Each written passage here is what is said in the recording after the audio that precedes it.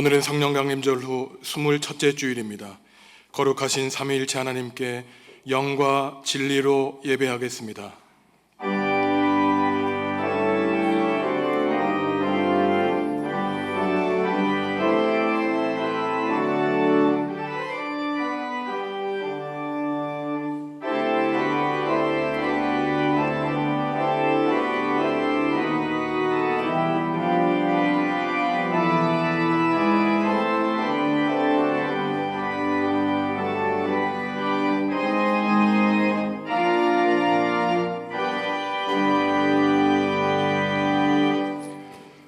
하나님, 광야같이 고달픈 세상에서 우리와 동행하여 주시고 눈동자같이 보호하여 주시다가 거룩한 주일 예배 자리로 인도하여 주시니 감사를 드립니다.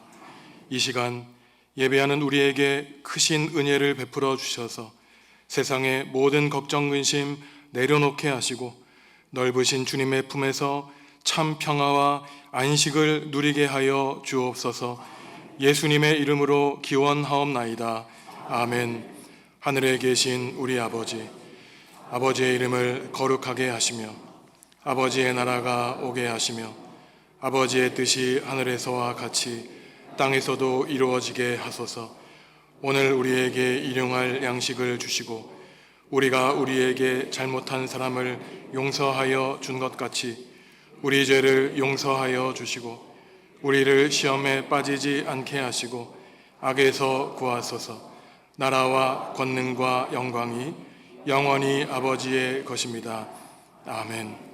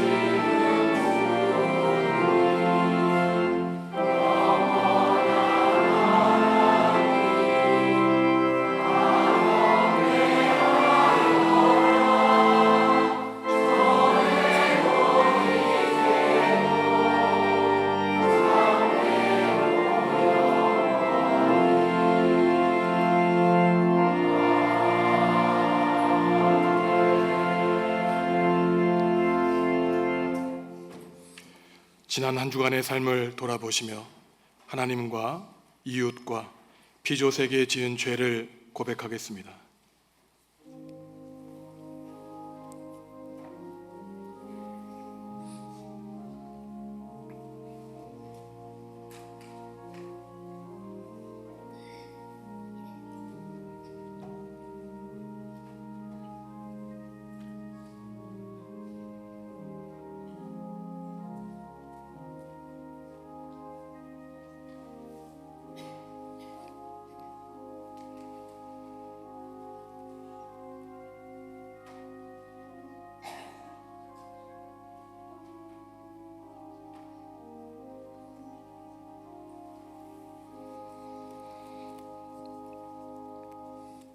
하나님이 우리에게 주시는 용서의 말씀입니다.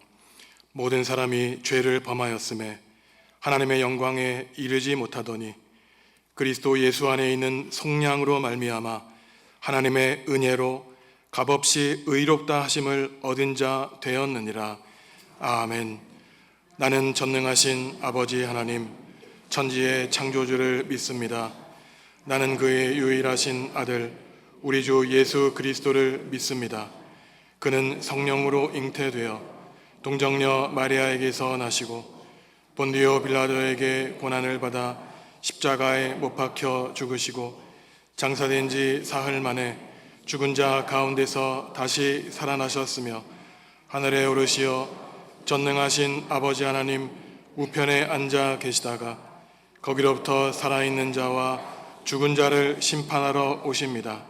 나는 성령을 믿으며 거룩한 공교회와 성도의 교제와 죄를 용서받는 것과 몸의 부활과 영생을 믿습니다. 아멘. 사랑하는 자들아, 우리가 서로 사랑하자. 사랑은 하나님께 속한 것이니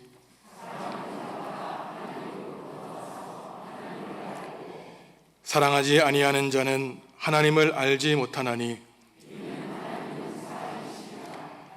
하나님의 사랑이 우리에게 이렇게 나타난 바 되었으니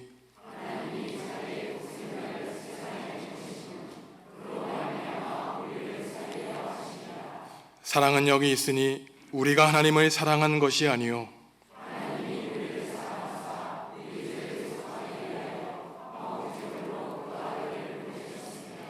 사랑하는 자들아, 하나님이 이같이 우리를 사랑하셨은즉 어느 때나 하나님을 본 사람이 없으되 만일 우리가 서로 사랑하면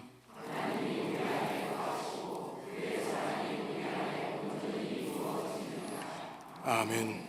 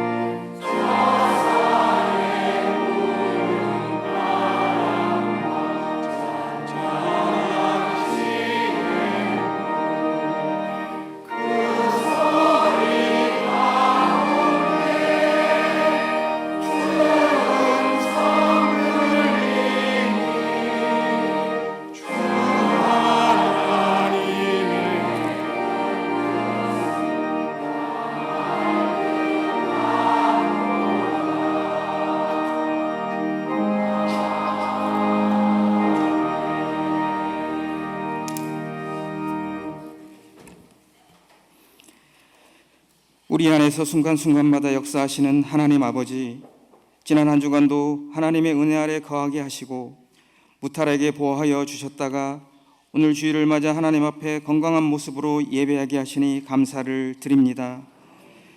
마른 풀과 같이 생명 없는 저희들을 하나님의 자녀 삼아 주시고 하나님의 영을 부어 주셔서 생명이 되게 하여 주신 하나님의 그 은혜에 감격하여 찬송과 영광을 올려 드립니다. 부족하고 죄악된 저희들을 친구로 여겨 주시고 친구를 위하여 목숨을 버리신 예수 그리스도의 그 사랑을 마음에 새기며 갚을 수 없는 그 은혜를 충만히 누리는 감사의 예배가 되게 하여 주시옵소서.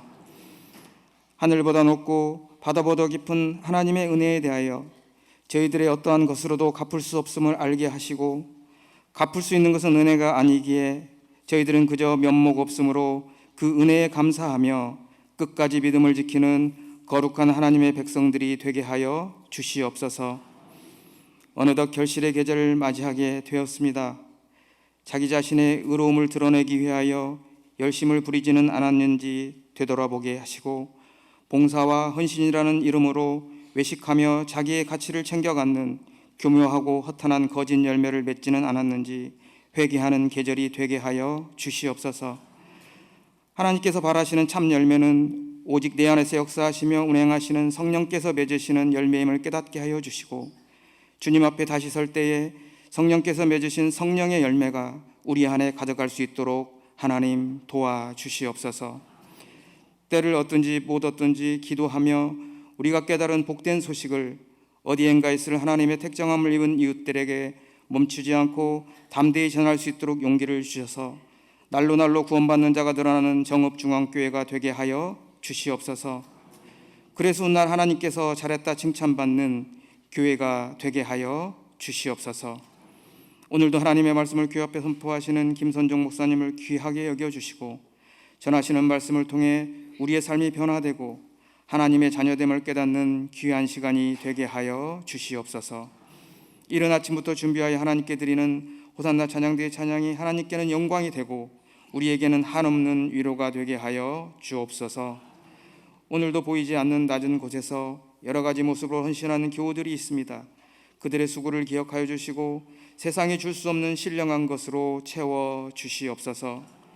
이 시간 이 자리에 함께하지 못하는 교우들도 있사오니 그들이 어디에 있든지 성령 하나님께서 동행하여 주시고 동일한 은혜로 함께하여 주시옵소서. 이 시간 드리는 우리의 예배가 마음과 뜻과 힘을 다하여 드리는 진정한 예배가 되기를 간절히 원하며 자기 백성을 끝까지 포기하지 않고 기필코 찾아내시는 예수 그리스도의 이름으로 기도합니다.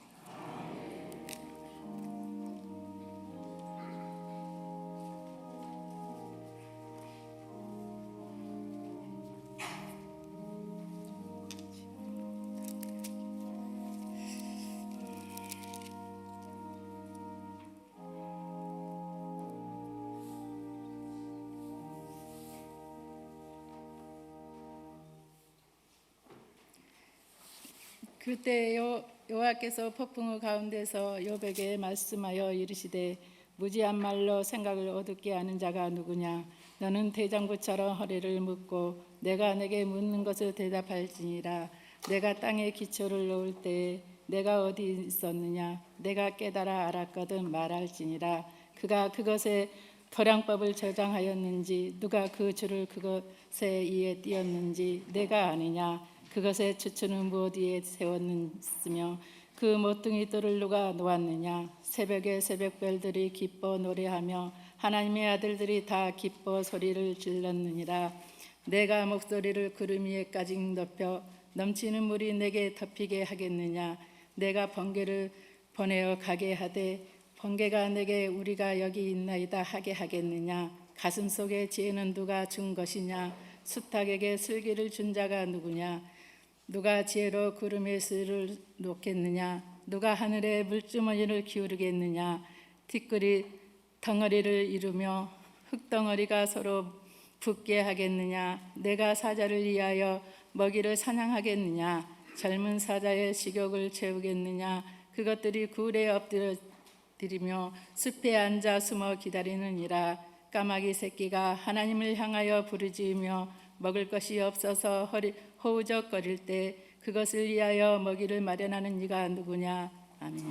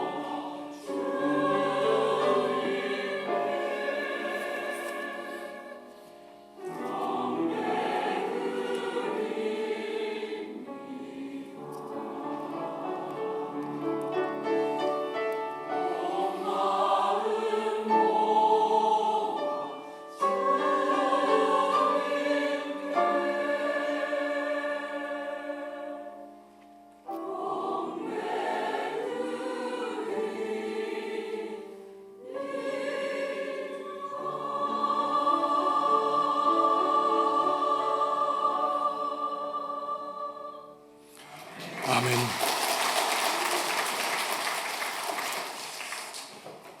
욥은 보통 사람이 누리기 힘든 엄청난 복을 누리고 산 사람입니다. 부자였기 때문에 세상 사람들에게 많은 부러움을 사고 살았죠.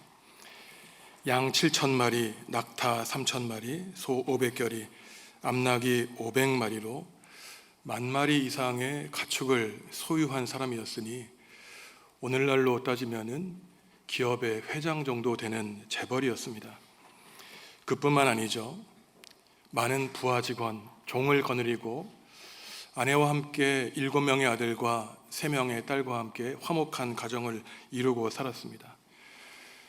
자녀들은 매일매일 자기네 집에 모여서 잔치를 벌일 정도로 우애도 깊었죠. 욥은 신앙도 좋았는데 하나님이 욥에 대해서 평가하기를 내 종은 온전하고 의롭고 정직하고 악을 멀리하고 하나님을 경외하는 사람이라고 칭찬하고 계십니다.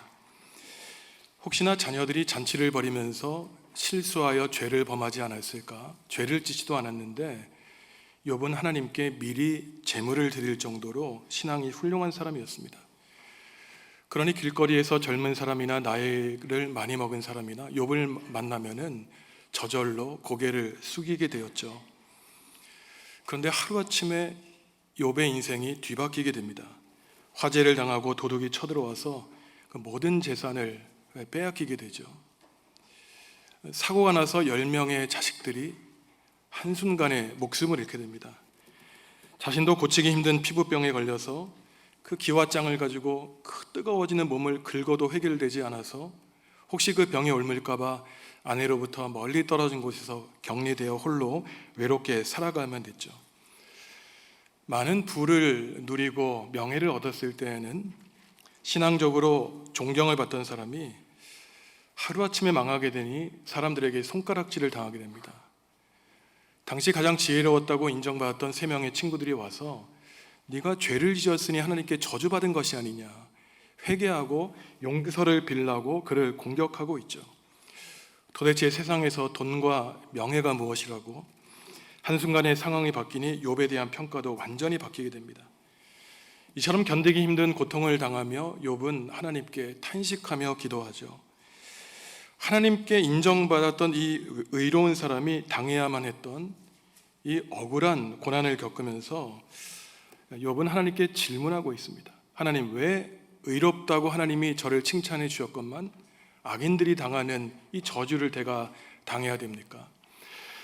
전통적으로 성경을 보면은 하나님께 순종한 사람은 복을 받고 하나님께 불순종하는 사람은 화와 저주를 받아야 됐죠.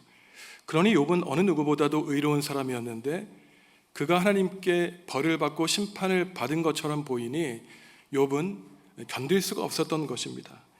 이유 없이 억울하게 친구들과 세상 사람들에게 손가락질을 당했죠. 바로 이러한 이유 때문에 신앙의 역사에서는 욥을 예수님과 비교하기도 합니다. 500년 전에 그림을 하나 보여드릴 텐데 화면에서 보시는 왼쪽 그림, 오른쪽 그림은 500년 전 독일에서 활동했던 알브레히트 듀러의 그림입니다. 욥과 그의 아내 그리고 예수님의 고통을 표현하고 있죠. 이 알브레히트 듀러는 루터의 친구였는데 인간이 가지고 있는 그 희망적인 역사 가운데 사람들이 당하고 있는 절망과 괴로움과 죄의 문제를 그림으로 표현하고 있습니다. 욥은 도대체 왜 자신을 원수처럼 하나님이 대하시느냐고 따져 묻고 있죠. 자신을 관역 삼으셔서 하나님이 그 매섭게 화를 자기의 가슴판에 쏜다고 하나님께 탄식하고 있습니다. 나의 모든 불행의 근원이 하나님께 있다는 것이에요. 자신의 고난의 근원이 하나님께 있다는 것은 욥의 불신앙을 말하는 것이 아니라 우리 인생의 복과 화 모든 것을 주관하시는 분이 하나님이기 때문에 나의 고난과 역경을 사람들에게서 해결받을 수 있는 것이 아니라 거듭거듭 올라가면 그 원천이 하나님께 있기에 하나님께 단독자로 만나서 따져 묻고 그 문제를 해결하겠다고 하는 신앙의 표현인 것입니다. 욥이 얼마나 삶이 괴로웠는지 3장에서는 자기의 생일을 저주하고 있어요.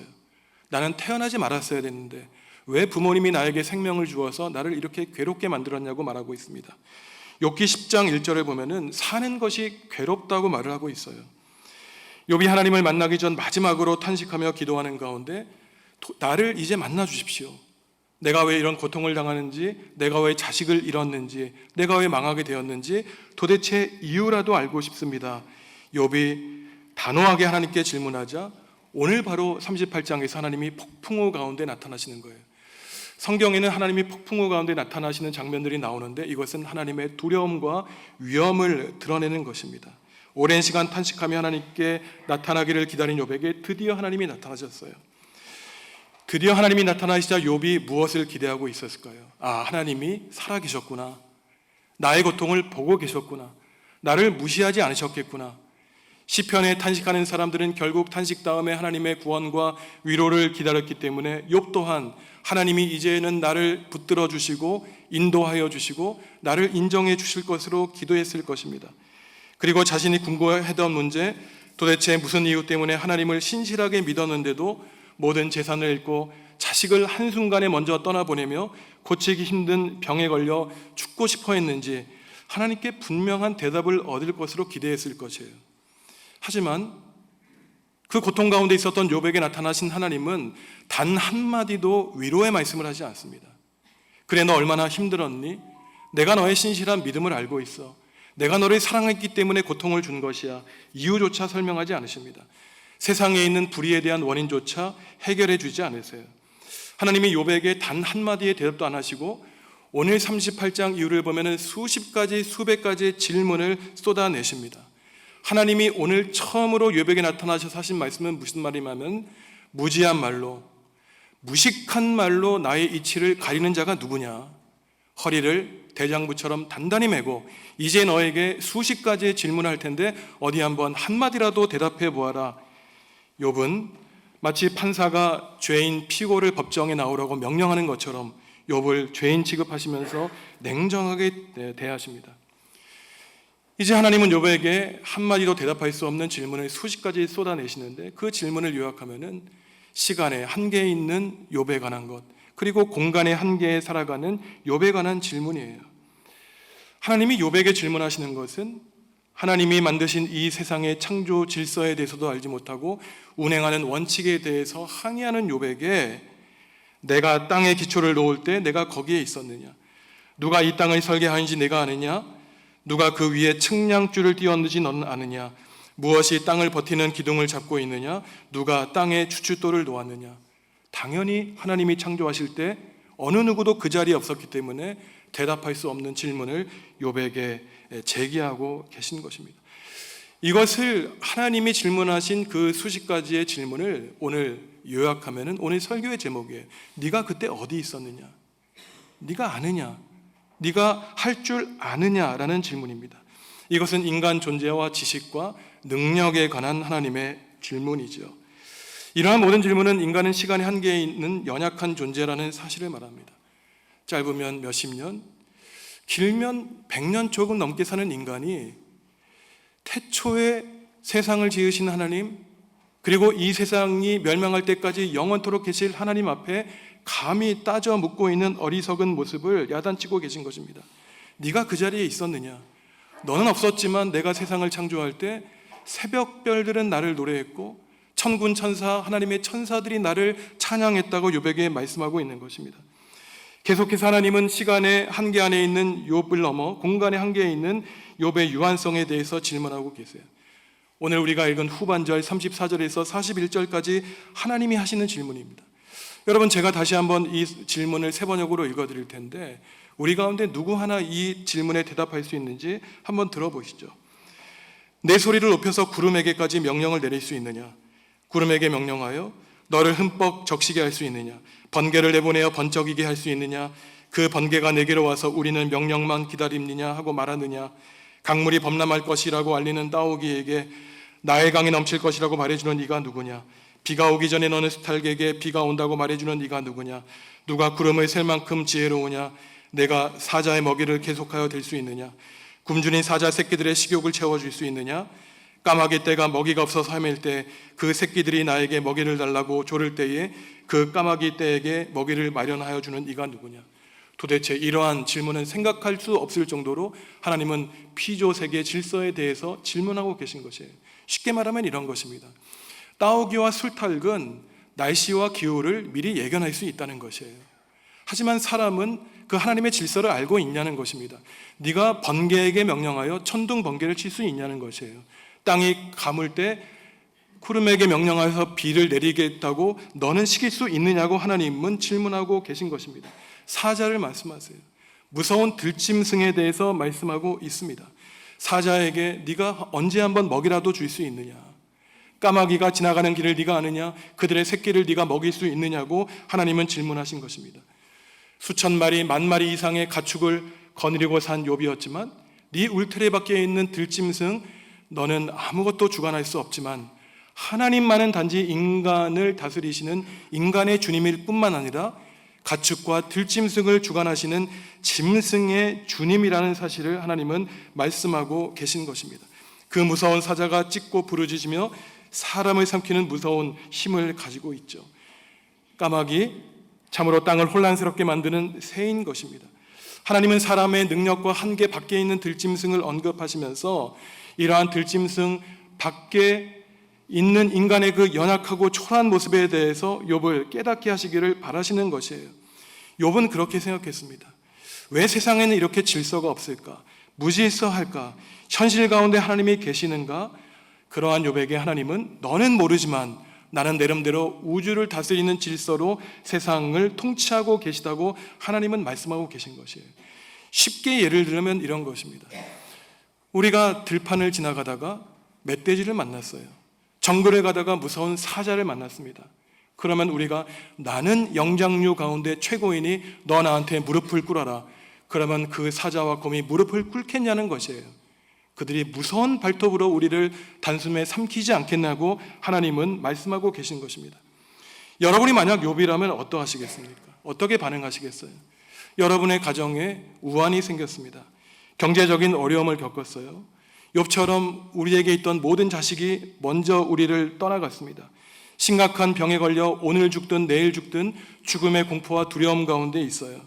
그래서 하나님께 살려달라고 왜 하나님을 열심히 믿었는데 나에게 이러한 문제가 닥쳤느냐고 탄식의 기도를 드렸습니다. 그 기도 끝에 하나님이 우리에게 나타나셨어요. 우리도 기대했을 거예요. 아, 제가 믿었던 것이 헛된 것이 아니었군요. 하나님을 믿기를 잘했습니다. 그런데 하나님이 나타나셔서 뜬금없이 네가 누구냐? 네가 할 줄 아는 게 무엇이냐? 네가 나를 아느냐? 만약에 우리에게 이렇게 냉정하게 질문하신다면 내가 믿던 하나님이 정말 이러한 분이셨는가? 내 아픔 이해하지 못하시고 내가 대답하지 못한다고 나를 야단치시는 하나님을 잔인하게 생각하지 않으시겠습니까? 그렇다면 욥에 나타나신 이 하나님이 참 하나님이라면 아마도 욥이 대답할 수 없는 그 수십 가지 수백 가지 질문하신 데에는 분명한 이유와 목적이 있으실 거예요. 그토록 상처받고 아픔이 있는 욥을 구렁텅이까지 몰아넣으시며 욥이 말했듯이 입을 닫게 만드시는 하나님의 이유와 목적이 있었을 것입니다. 이러한 수백 가지 수십 가지의 질문을 받은 욥에게 놀랍게 반절이 일어나요. 무지하고 무식한 말로 이치를 가리는 자가 누구냐고 하시는 하나님께 욥은 대답하고 있습니다. 42장 3절 말씀 함께 읽습니다. 무지한 말로 이치를 가리는 자가 누구니까? 나는 깨닫지도 못한 말을 말하였고 스스로 알 수도 없고 헤아리기도 어려운 말을 말하였나이다. 아멘. 하나님의 질문을 똑같이 받아서 얘기하는 거예요. 하나님 죄송합니다. 무식하고 무지한 말로 하나님의 뜻과 계획을 감춘 사람이 저였습니다. 그러면서 욥기 42장 5절에서 말하기를 하나님 지금까지는 하나님에 대해 귀로 들었지만 이제는 저의 눈으로 뵙게 됩니다. 티끌과 재 위에서 욥은 후회하고 있는 것이에요. 하나님의 뜻과 계획을 너무나 모른 채 하나님을 원망하고 탄식해 왔으니 저의 어리석음을 용서해 주십시오. 하나님은 단 한 번도 왜 네가 망했는지, 자식들이 먼저 죽었는지, 병에 걸렸는지 대답조차 하지 않으셨습니다. 하지만 욥이 하나님을 만나니 그러한 궁금증 아무 문제가 아니었어요. 왜냐하면 욥의 문제는 단지 재산을 잃고 가산이 탕진되고 자식이 죽은 것만이 문제가 아니었던 것입니다. 욥의 근원적인 문제는 하나님에 대한 신앙의 문제였어요. 내가 믿은 하나님이 진짜 하나님인가? 내가 이렇게 열심히 의롭게 살아도 벌을 받는다면 하나님을 떠나야 되는 것이 아닌가? 하지만 하나님이 폭풍우 가운데 나타나셔서 욥에게 질문하실 때 눈으로 본 하나님을 체험하니 욥에게는 더 이상 그의 아픔과 문제가 그를 괴롭히지 않았던 것입니다. 성도 여러분, 우리가 신앙생활하는 것은 하나님에 대해서 이러저런 말을 하는 것이 아니에요. 성경 수천 번 읽고 기도 하루에 20시간을 한다고 할지라도 하나님에 대해서 말하는 것은 신앙이 아닙니다. 신앙은 하나님을 만나는 것이에요. 하나님과 대화하는 것입니다. 하나님에 대해서 아무리 화려한 말을 하고 수사학적으로 번지르르한 말로 화려하게 기도해도 그 사람 홀로 있을 때 마음이 공허한 이유는 무엇일까요? 하나님에 대해서는 말하지만 하나님과 대화하지 않기 때문에, 하나님에 대해서는 이러저러한 설명을 하지만 하나님을 만나지 못했기 때문입니다. 하나님은 욥이 대답할 수 없는 질문으로 욥의 잘못된 생각을 바라졌고 그의 좁은 시야를 넓혀 주셨어요. 사람이 대답할 수 없는 여러 질문을 쏟아 부으심으로써 내 인생의 밖에는 다른 사람이 존재하고 하나님이 존재하시는구나, 나 중심적이고 자기 중심적이며 인간 중심적인 생각에서 하나님은 벗어나게 하셨던 것입니다. 욥은 물론 신앙이 좋은 사람이었어요. 경건한 사람이었습니다. 많은 헌금을 한 사람이었어요. 하지만 욥의 한계는 욥이 고난을 당하기 전까지는 언제나 나 중심적이었던 사람이라는 것이에요. 왜 나에게 이러한 문제가 닥치는가? 하나님이 왜 나를 괴롭히시는가? 마치 세상이 자기 중심으로 돌아가는 것처럼 생각했습니다. 권력이 있고 명예가 있고 재산이 많으니 모든 사람이 고개를 숙였죠. 한마디 말하면 모든 사람들이 자기의 명령을 따라 들었으니 세상이 자기를 중심으로 돌아간다는 착각 속에 빠져 있었던 것입니다. 욥이 치유를 받았다면 죽은 자식들 새롭게 태어나게 하신 것이 아니에요. 욥이 나음을 입었다면 잃었던 재산 2배로 받은 것이 아닙니다. 욥이 치유를 받았다면 병에서 낫게 된 것이 아니에요. 많은 돈과 명예와 건강하였어도 하나님을 잘못 알고 믿는 사람들이 병든 사람인 것입니다. 욥이 정말로 치유를 받았다면 자기 중심적인 신앙에서 하나님이 살아계시고 나는 우주 만물 가운데 작은 조각에 불과하다는 사실을 욥은 깨닫게 된 것입니다. 성도 여러분, 인생의 불행이 궁극적으로 어디에 있는지 잘 알고 계십니까? 우리가 늘 불행한 까닭은 내 인생이 나 중심적으로 돌아가야 된다는 생각을 벗어나지 못하는 데 있는 것이에요. 모든 것이 내 중심적으로 움직여야 된다는 유아적인 생각에서 불행이 시작되고 있습니다. 우리 인생과 가정에 문제가 생길 때 하나님이 우리에게 바라시는 것은 내 안에 어떠한 문제가 있는가, 내가 과연 하나님과의 관계가 올바른가를 생각해야 되는데 나 중심적인 사람은 단 한 번도 그렇게 할 수 없습니다. 늘 남 탓을 하죠. 세상 탓을 합니다. 나는 똑똑하고 잘났는데 세상이 나를 인정하지 못한다고 하니 결국 자신과 세상 사이에 있는 이러한 불일치와 괴리 앞에서 나는 언제나 불행한 삶을 살 수밖에 없다는 것이에요. 나 위에 다른 사람이 있다는 사실, 다른 생각을 하는 사람이 있다는 사실, 내 밖에 전적인 타자로서의 초월적인 하나님이 계시다는 사실을 우리는 깨달아 알아야 되는 것입니다.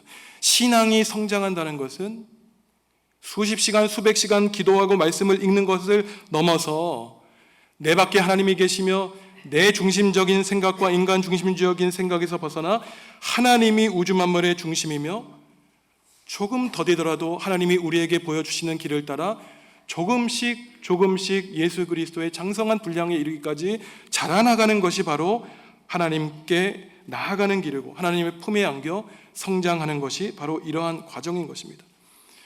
그렇다고 해서 오늘 말씀을 통해 우리는 오해하면 안 됩니다. 오늘 과연 하나님이 수십 수백 가지의 질문을 통해서 우리에게 주시는 깨달음이 너는 무능한 존재야, 너는 실패한 자야, 감히 내 앞에서 입 다물어, 이러한 말씀일까요? 너는 우주 만물 가운데 그저 하나의 부분에 불과하니 그런 줄 알고 패배주의적인 생각을 갖고 살라고 하나님이 우리에게 말씀하는 것이겠습니까? 결코 그렇지 않아요. 내가 내 중심의 주인이 아니라 하나님이 계시고 나는 우주 만물의 작은 하나의 조각에 불과하다는 사실은 우리 삶에 아주 구체적인 힘과 능력을 제시해 줍니다. 우리에게 고통이 당했어요. 우리가 기도한 것이 이루어지지 않았습니다. 내가 취업 원서를 내는데 떨어졌어요. 나만 실패한 것 같습니다. 너무나 괴롭죠. 실패한 인생 같고 하나님을 원망하고 부모님을 원망하고 나 자신을 실패자라고 낙인 찍을지 모르지만 내가 우주 가운데 작은 하나의 조각에 불과하다고 깨달은 사람은 하나님 그렇군요. 지금 하나님은 나에게 실패의 길을 걷게 하시는군요. 하지만 이 가운데서도 하나님이 나와 동행하시며 하나님을 떠나지 아니하고 죽어 하나님을 만날 때까지 신실하게 하나님을 섬기기를 하나님은 기대하고 계신다는 사실을 우리는 깨닫게 되는 것이에요. 성공만이 우리 인생의 부분이 아니요, 실패와 좌절과 낙심마저도 우리 인생에 어쩌면 성공보다 더 중요한 삶의 일부분이라는 사실을 하나님은 깨닫기를 바라시는 것입니다. 그래야만 우리는 실패 가운데서도 다시 일어날 힘을 얻을 수 있는 거고, 좌절하는 가운데 천국의 소망 가운데 다시 희망을 품으며 살아갈 수 있는 것이에요.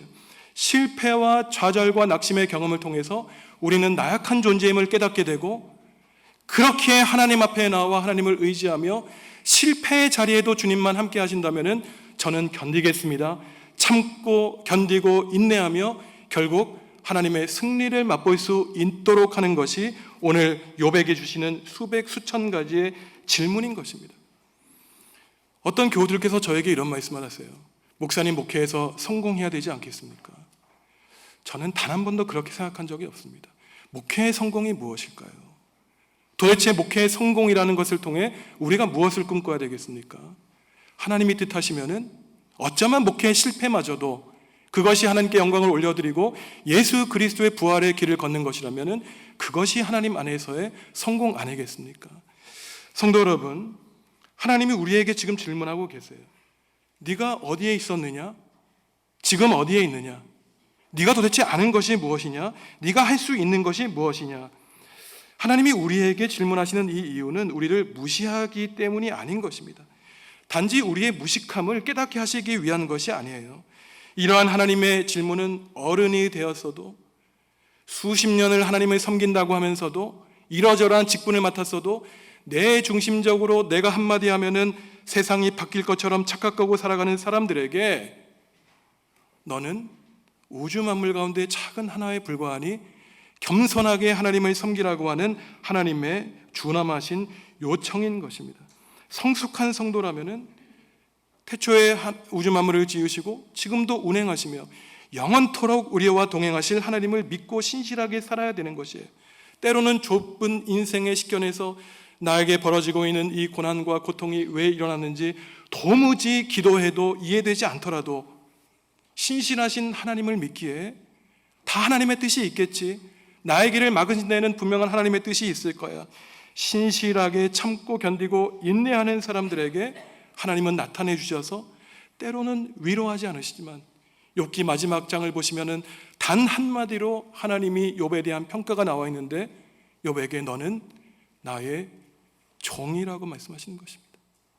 내가 너를 미워했기 때문에 고통을 준 게 아니야. 내가 너를 믿었기 때문에 야단을 친 거야. 너는 나의 신실한 종이라는 사실을 나는 확신하기 때문에 어떠한 유혹과 시련 가운데서도 신실하게 내 곁에 머물러 있을 것을 하나님은 알고 계셨기 때문에 비록 욥이 탄식하고 괴로워 하나님을 원망했을 그러한 시간도 있었지만 끝까지 욥의 곁에 하나님은 머물고 계셨던 것입니다. 사랑하는 성도 여러분, 아무쪼록 간곡하게 부탁드립니다. 하나님에 대해서 말씀하지 마세요. 하나님께 말씀하시기 바랍니다. 귀를 열어 하나님의 음성을 들으시고 우리의 입을 열어 하나님께 찬양하며 우리의 눈을 열어 이 역사 가운데 우리의 삶에 동행하여 주시는 하나님의 그 영광을 바라보시기 바랍니다. 아무쪼록 이 고되고 힘든 인생의 역사를 살아가는 성도 여러분들에게 욥과 같은 인내와 믿음을 주셔서 이제는 하나님을 보오니 더 이상 제가 바랄 것 없습니다, 이 세상에서 천국의 기쁨과 감사를 누리고 살아가시는 성도 여러분들 다 되시기를 주님의 이름으로 간절히 축원합니다.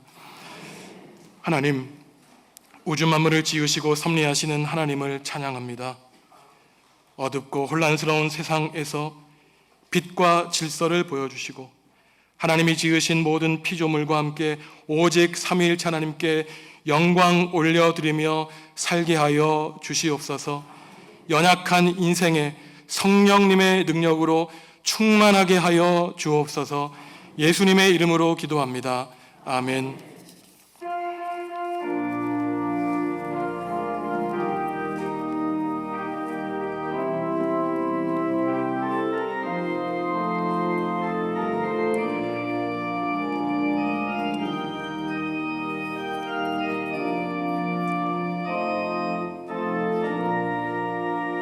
주 안에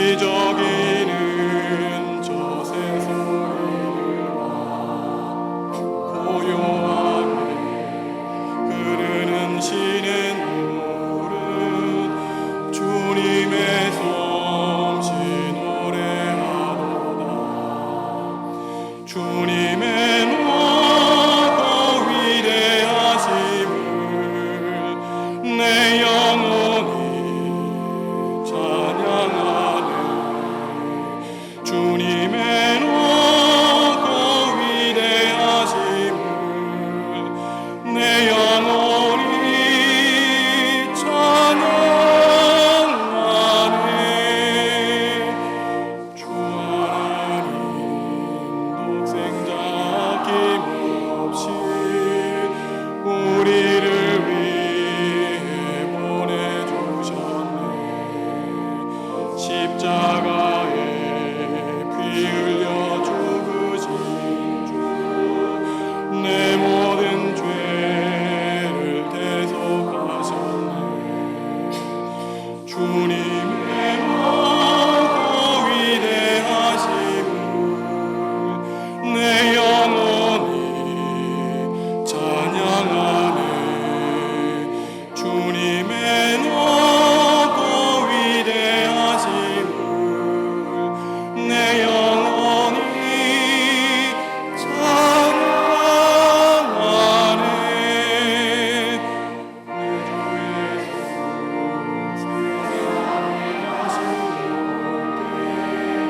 저 천국으로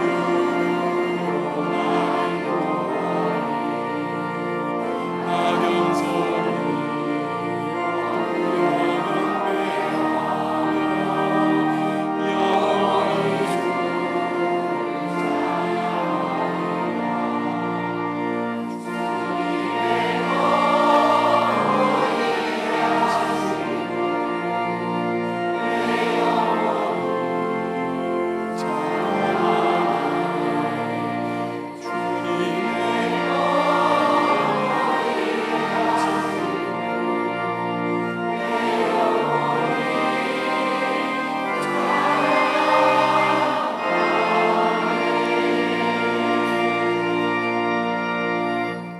성도 여러분, 주님이 우리에게 물으십니다. 내가 누구를 보낼까? 누가 우리를 대신하여 갈 것인가?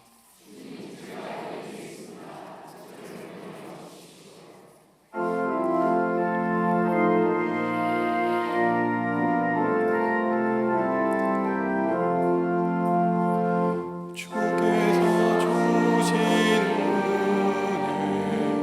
한없이 크오니 우리가 받은 것을 감사히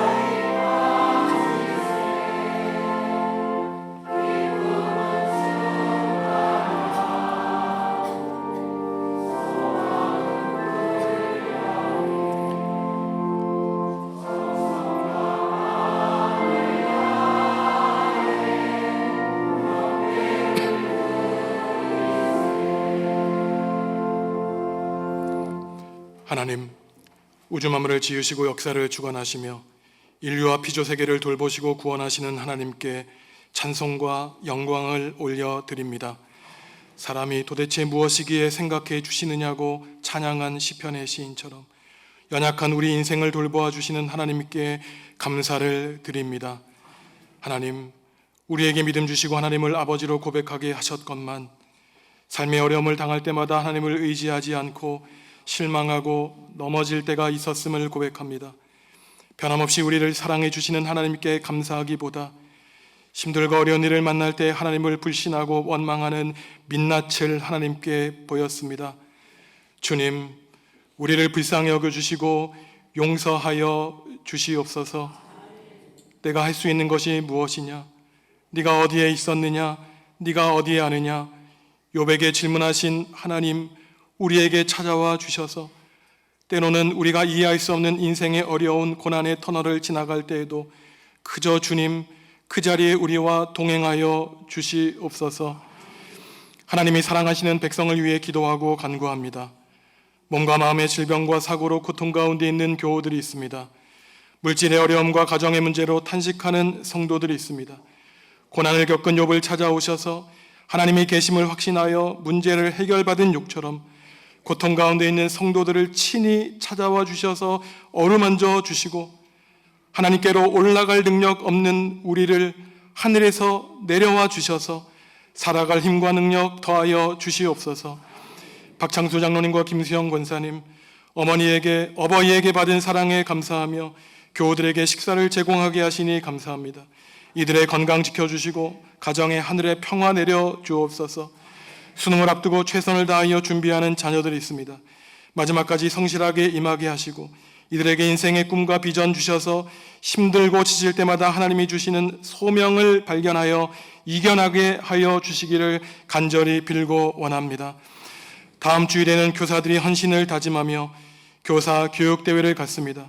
전국의 복음을 자녀들에게 전할 때 먼저 하나님이 우리에게 선생님 되어 주셔서 하나님의 말씀을 배우고 실천하는 거룩한 교사 되게 하여 주시옵소서. 민경애 집사님에게 교회를 사랑하는 마음 주셔서 주차장 환경을 개선하게 하시니 감사합니다. 집사님의 건강 지켜주시고 사랑하는 남편과 자녀들에게 은총 베풀어 주셔서 주님을 믿고 구원받는 큰 은혜 내려 주시옵소서. 주님을 사랑하는 마음으로 주님께 예물 드리게 하시니 감사합니다. 우리에게 주신 하나님이 계시기에 살아갈 수 있사오니 오늘도 우리에게 일용할 양식 베풀어 주시고 단지 입으로 들어가는 양식으로 살아가는 것이 아니라 하나님의 말씀을 먹고 사는 성도 될 수 있도록 주님의 신령한 복과 은총 넘치도록 가득 채워 주시옵소서. 예수님의 이름으로 기도합니다. 아멘.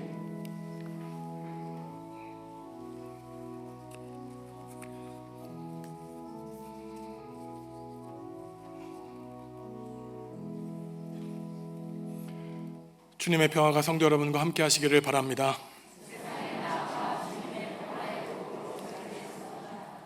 오늘 우리 교회에 등록한 가장 어린 교우가 있습니다.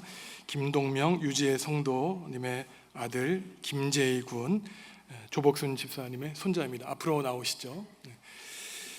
24년 5월 31일 생이기 때문에 이제 120일 정도 된 것 같습니다.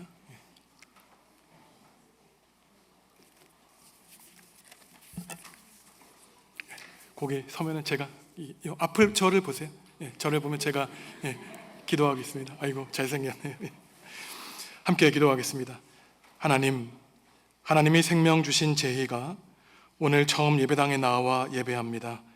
건강하게 태어나 하나님이 주신 생명을 누리게 하시니 감사합니다. 믿음의 가정에서 아빠 엄마를 만나게 하시고 또한 주님이 세워주신 우리 교회의 한 식구 되게 하시니 감사합니다. 떨어지면 깨지고 넘어지면 부러지는 연약한 질그릇과 같은 육신을 입고 이 땅에 태어났지만 하나님이 붙들어 주시니 아무 염려 없습니다. 천군 천사를 제이에게 보내주셔서 하나님의 자녀로 무럭무럭 자라게 하여 주시기를 간구하오니 종의 기도를 들어 주시옵소서. 예수님이 그러하셨듯이 제희도 지혜와 키가 자라나며 하나님과 사람에게 은혜와 사랑을 받게 하여 주시기를 기도합니다. 제2의 부모인 김동명, 유지의 성도의 건강시켜 주시고 가정과 일터에 늘 함께 하셔서 조복순 집사님의 대를 이어 하나님 나라와 교회를 섬기고 세상을 이롭게 하는 훌륭한 일꾼으로 사랑하는 제2를 자라게 하여 주시옵소서. 최선을 다하여 자녀를 가르치고 양육하게 하시되 무엇보다 하나님을 경외하는 자녀로 교육하는 일을 게을리하지 않도록 먼저 부모의 믿음을 견고하게 지켜 주시옵소서. 세상에서의 성공보다 하나님 나라에서의 성공이 더욱 귀하다는 사실을 기억하고 오늘 주신 말씀처럼 어떠한 고난을 만나도 욥처럼 하나님을 신뢰하고 경외하는 가정 되어 성령님이 주시는 안전과 평화를 누리는 복된 가정, 하나님이 주시는 기쁨과 감사가 넘쳐나는 가정 되게 하여 주시옵소서. 예수님의 이름으로 축복하며 기도하옵나이다. 아멘.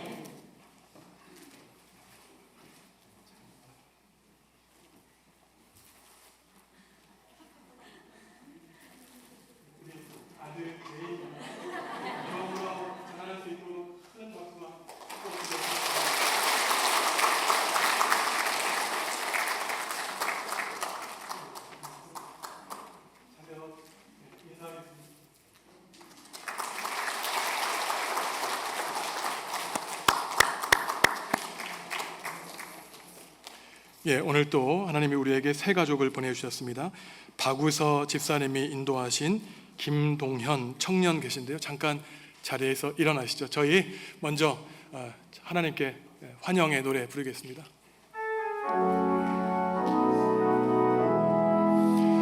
너는 시냇가에 심은 나무라. 하나님의 사랑 아래 믿음 뿌리 내리고 주의 뜻대로 항상 살리라.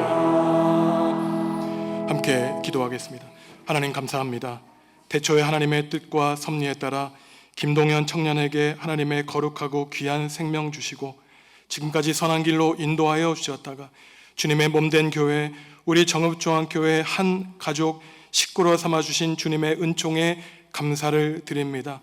인생에서 중요한 청년의 때를 살아가고 있사오니 하나님 사랑하는 아들에게 하늘의 꿈과 비전 허락하여 주시고 이제는 하나님을 인생의 주인으로 모시고 오직 하나님께 영광 올려드리는 삶을 살아갈 수 있도록 성령님 사랑하는 아들과 함께하여 주시옵소서.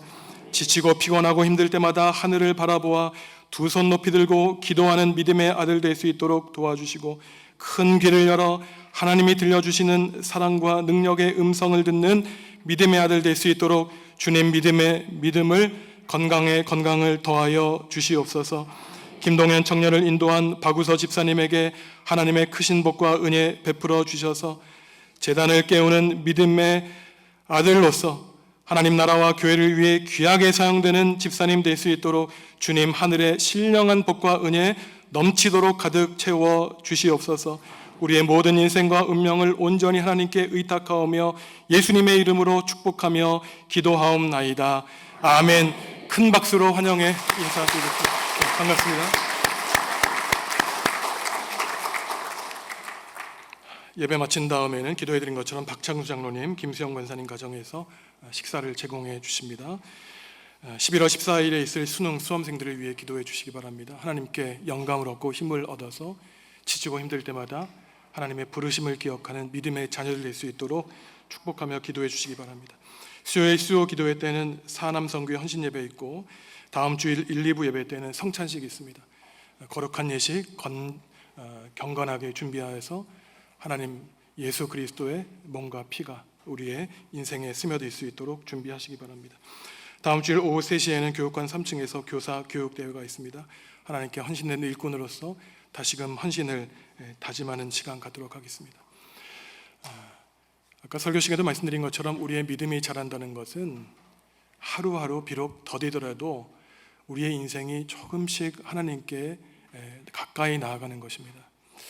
우리가 죄인이라고 하는 의식을 가지면은 내가 이렇게 살 수 있지, 그저 나를 합리화하게 하지만 제가 최근에 읽고 있는 책이 5세기 수도사들 영성에 관한 것이에요. 그들은 분명한 자의식을 갖고 있었습니다. 우리 인생의 최고 목표는 예수 그리스도를 닮는 것이었어요. 그러니 오늘 욥이 그랬듯이 어제보다 오늘이 나아지고 오늘보다 내일이 나아지는 거룩한 삶이었습니다. 그러기 위해서는 아무리 많이 기도하고 아무리 많이 기도를 해도 우리의 입에서 나오는 한마디 한마디, 우리의 손짓과 몸짓이 하나님이 보시기에 거룩하지 않으면은 그 말씀과 기도가 헛된 것입니다. 성도 여러분, 서로를 존귀하게 여기셔서 경어를 사용하시고 또한 우리 교우들을 존귀하게 대하셔서 우리 교회가 세상적인 지위와 또한 자신이 가지고 있는 이러한 상호와 관계없이 그저 하나님의 아들, 딸로 인정받고 사랑받는 그러한 사랑과 은혜가 넘치는 교회가 되기를 간절히 기원합니다. 일어나서 주님께 찬양하겠습니다.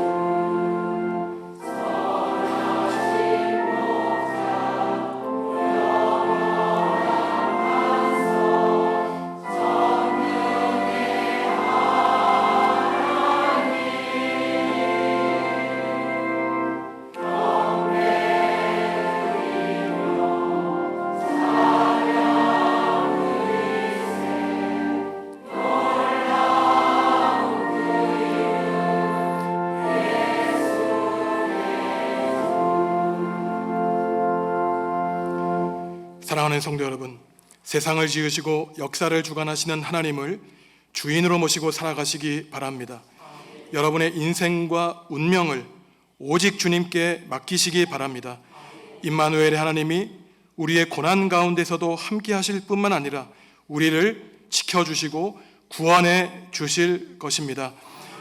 예수님의 은혜와 하나님의 사랑과 성령님의 사귐이 내 삶의 좁은 울타리 밖에 인간을 완전히 초월하시는 하나님이 계심을 믿고 하나님을 경외하고 사랑하며 살기로 다짐하는 성도들에게 지금부터 영원히 함께 하시기를 간절히 축원하옵나이다. 아멘.